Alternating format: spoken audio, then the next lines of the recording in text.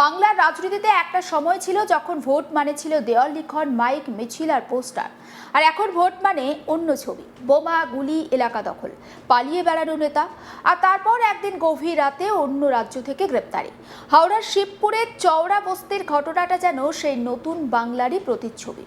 তৃণমূলের প্রভাবশালী নেতা শামীম আহমেদ ওরফে বড়ে, যার নাম এলাকায় শুনলে একসময় অনেকে নিচু গলায় কথা বলতো, যার রাজনৈতিক প্রভাব শুধু দলীয় অফিস পর্যন্ত সীমাবদ্ধ ছিল না।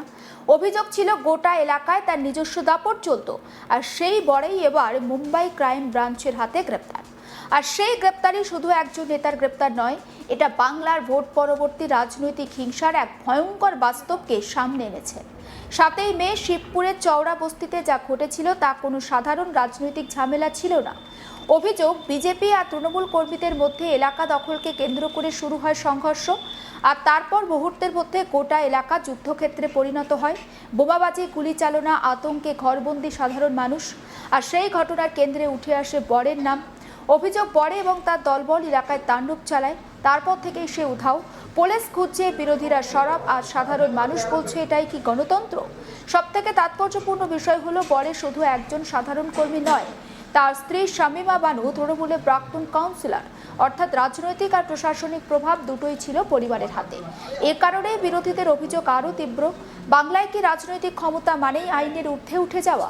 কারণ সাধারণ মানুষ যদি একটা মারামারির ঘটনায় জড়িয়ে পড়ে, পুলিশ দ্রুত ধরে, কিন্তু রাজনৈতিক প্রভাবশালীরা বহুদিন ধরে অভিযোগের পরেও তাদের ধরা ছোঁয়ার বাইরে তারা থেকে যায়, এমন ধারণা মানুষের মধ্যে গভীর হচ্ছে।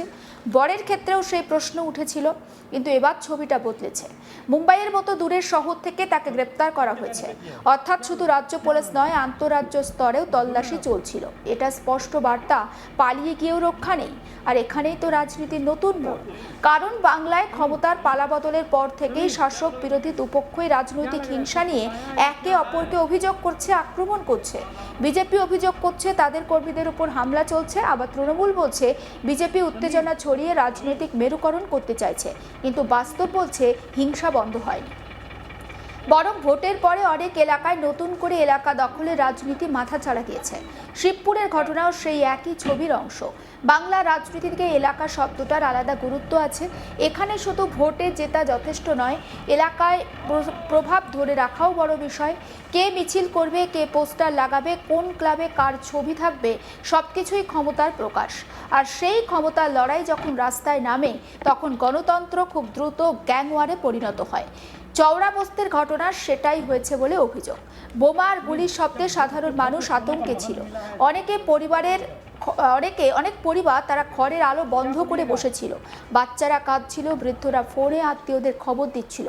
অথচ বাইরে চলছিল রাজনৈতিক শক্তি প্রদর্শন। সবথেকে ভয়ঙ্কর বিষয় হলো, এই ধরনের ঘটনা বাংলায় আর কাউকে অবাক করে না। মানুষ যেন ধীরে ধীরে হিংসাকে স্বাভাবিক বলে মেনে নিতে শিখে গেছে। এটাই সবথেকে বড় বিপদ। কারণ যখন সমাজ হিংসার সঙ্গে অভ্যস্ত হয়ে যায়, তখন গণতন্ত্রের ভিত দুর্বল হতে শুরু করে। বরের গ্রেপ্তারির পর এখন প্রশ্ন উঠছে, এটা কি সত্যিই আইনের নিরপেক্ষ প্রয়োগ, নাকি রাজনৈতিক পালাবদলের পর নতুন শক্তি প্রদর্শন? কারণ বাংলার মানুষ জানে, ক্ষমতা বদলালে তদন্তের গতি বদলে যায়। একসময় যারা অস্পৃশ্য ছিল তারাই হঠাৎ গ্রেপ্তার হয়, আবার ক্ষমতা বদলালে নতুন মুখ সামনে আসে।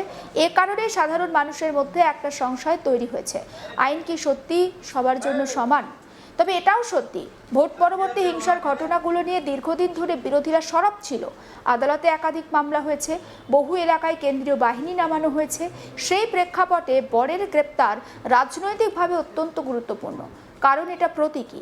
একজন প্রভাবশালী নেতা, যিনি পালিয়ে মুম্বাইয়ে লুকিয়েছিলেন বলে অভিযোগ, তাকে খুঁজে এনে আদালতে তোলা হচ্ছে। এর মাধ্যমে প্রশাসন দেখাতে চাইছে নতুন শাসনের ছাড় নেই। কিন্তু এখানে আর একটা প্রশ্ন আসে, শুধু গ্রেপ্তার করলেই কি সমস্যার সমাধান হবে? কারণ বাংলা রাজনৈতিক হিংসার শেকড় অনেক গভীরে। আর সমস্ত বিষয়টা নিয়ে আমার কলিগ বৈদ্যনাথ ঝা তার রিপোর্টে কি রেখেছেন, আসুন দেখায়।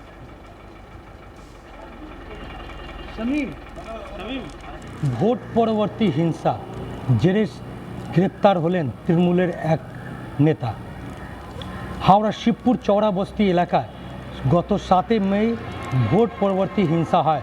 সেইখানে জানা যায় যে এলাকার দাপট বাড়াবার জন্য তৃণমূলের যে নেতা রয়েছেন প্রাক্তন, সেখানকার 36 নম্বর ওয়ার্ডের যে প্রাক্তন পৌরমাতা তার হাজব্যান্ড শামীম আহমদ বড়ে তিনি নাকি দলবল নিয়ে এলাকা চড়াও হন ও বোমাবাজি ও গুলির ঘটনাও ঘটে। এই ঘটনার পর থেকে তিনি পলাতক ছিলেন। তাকে মুম্বাই ক্রাইম ব্রাঞ্চ গত পরশু গ্রেপ্তার করে মুম্বাই থেকে। তারপর হাওড়া সিটি পুলিশের হাতে তাকে তুলে দেওয়া হয় ও ট্রানজিট রিমান্ডে তাকে গতকাল রাত হাওড়া শিবপুর থানায় নিয়ে আসা হয়। আজকে তাকে শিবপুর থানা থেকে হাওড়া জেলা আদালতে তোলা হয়েছে, যেখানে তাকে 10 দিনের পুলিশ হেফাজতের নেওয়ার জন্য আবেদন জানিয়েছেন হাওড়া সিটি পুলিশের আধিকারিকরা। যেটা জানা যাচ্ছে যে 7 মে যে ভোট পরবর্তী হিংসা হয়েছিল শিবপুর চৌরাবস্তি এলাকা বোমাবাজি ও গুলি ঘটনা, সেই ঘটনা শামীম আহমদ বড়ে সহ আর যে তার 2 আত্মীয় মানে ঘনিষ্ঠ রয়েছেন তাকেও গ্রেপ্তার করা হয়েছে। তাদের 3 জনকে মুম্বাই থেকে নিয়ে আসা হয়। তাদের বিরুদ্ধে একাধিক মামলা ধারাতে মামলা রুজু করা হয়েছে ও যেটা জানা যাচ্ছে যে তার বিরুদ্ধে আর্মস অ্যাক্ট, পাশাপাশি ভয় দেখানো, মারধর করা, এই ধরনের একাধিক মামলা তার বিরুদ্ধে রুজু করা হয়েছে। জানিয়ে রাখি যে গত 2021-22 সালে যখন রামনবমী শোভাযাত্রা বেরোয় হাওড়া, সেই সময় এই শোভাযাত্রায় তার নাম উঠে আসে। সেই শোভাযাত্রাতে ঝামেলা করার সেই ঘটনা এনআইএ তদন্ত হয়। এনআইএ তদন্ত করার পর তাকে বেশ কয়েকদিন জন্য সেই এলাকা থেকে তাড়িপারের ঘোষণা করা হয়, কিন্তু তারপরে সে আবার এলাকায় ফিরে আসে। কিন্তু আসার পর সে আবার নিজের দাপট কমাতে চায় না, সেই কারণে এলাকার মধ্যে বিভিন্ন সময় সে ঘুরে বেড়াতো। কিন্তু যেটা জানা যাচ্ছে যে শিবপুর এলাকার যে মন্ত্রী রয়েছেন, প্রাক্তন মন্ত্রী অরূপ রায়, তার ঘনিষ্ঠ বলে একবারে বলা যেতে পারে সেই শামীম আহমদ বড়ে। তার ছত্রছায়া সে এলাকার মধ্যে বিভিন্ন ধরনের কাজ করত, যে দুষ্কৃতি তাণ্ডব রয়েছে সেগুলো চালাতো। কিন্তু এইবার যে ঘটনাটি ঘটে সেটা জানা যাচ্ছে যে সিকান্দার বলে যে 36 নম্বর ওয়ার্ডের সংখ্যালঘু সেলের বিজেপি নেতা রয়েছেন, সে যখন একটা মিছিল বের করেন ভোটের পর, জয় মিছিল, সেই সময় তার সঙ্গে বচসা হয়। এরপরেই দেখা যায় যে কিছুক্ষণের মধ্যেই দলবল নিয়ে এসে শামীম আহমদ বড়ের নেতৃত্বে এলাকা ব্যাপক ঝামেলা সৃষ্টি করা হয়, ইট পাটকেল ছড়া হয়, মারধর করা হয়, এমনকি তারপরে বোমাবাজি ও গুলি চালানোর ঘটনা প্রকাশ্যে আসে। খবর পেয়ে ছুটে আসেন শিবপুর থানা পুলিশ আধিকারিকরা, গোটা পরিস্থিতি নিয়ন্ত্রণে নিয়ে আসেন। কিন্তু এই ঘটনার পর থেকে সেই শামীম আহমদ বড়ে পলাতক ছিলেন। পরে কোর্টের নির্দেশের পর শামীম আহমদ বড়ের যখন ঘরে তল্লাশি নেওয়া হয়, সেই তল্লাশির ছবি একটি সোশ্যাল মিডিয়া ভাইরাল হয়, যেখানে দেখা যায় যে একাধিক যে দামি জিনিসপত্র সরঞ্জাম রয়েছে সেগুলো রয়েছে। পাশাপাশি যে তার যে ঘর রয়েছে সেই ঘরে বলা যেতে পারে যে গোপন একটা জায়গা ছিল, সেইখানে সে লুকিয়ে থাকতো। কোনো রকম অঘটন হওয়ার পর যদি তার মনে হতো যে পুলিশ তাকে গ্রেপ্তার করতে আসবে, সেই গোপন রাস্তা দিয়ে সে বেরিয়ে যেত। এই ছবিও সোশ্যাল মিডিয়া মারফত ভাইরাল হয়েছিল। এইবার দেখা যাচ্ছে যে মুম্বাই ক্রাইম ব্রাঞ্চ তাকে গত পরশুদিন গ্রেপ্তার করে বান্দ্রায় একটি 8তলা বহু যে মঞ্জিল ইমারত রয়েছে সেই আবাসন থেকে। তারপরে শিবপুর থানা পুলিশ আধিকারিক, হাওড়া সিটি পুলিশ আধিকারিকদের হাতে তুলে দেওয়া হয় ও তাকে ট্রানজিট রিমান্ডের পশ্চিমবাংলায় হাওড়ায় নিয়ে আসা হয় ও আজকে তাকে হাওড়া জেলা আদালতে তোলা হয়েছে। পুলিশের তরফ থেকে যেটা জানা যাচ্ছে যে তাকে 10 দিনের পুলিশ হেফাজতে নেওয়ার পর আরও যে তথ্য রয়েছে সেই তথ্যগুলো সে জানার চেষ্টা করবেন, যে কার নির্দেশে এই ধরনের ঘটনা ঘটিয়েছেন বা কারা কারা এই ঘটনার সঙ্গে যুক্ত রয়েছেন, কেন এই ধরনের ঘটনা ঘটিয়েছে, সমস্ত তথ্য জানার জন্য পুলিশ হেফাজতের আবেদন জানিয়েছে হাওড়া সিটি পুলিশের আধিকারিকরা। সমস্ত আপডেটের জন্য নজর রাখুন আজ তাক বাংলায়, সাবস্ক্রাইব করতে ভুলবেন না।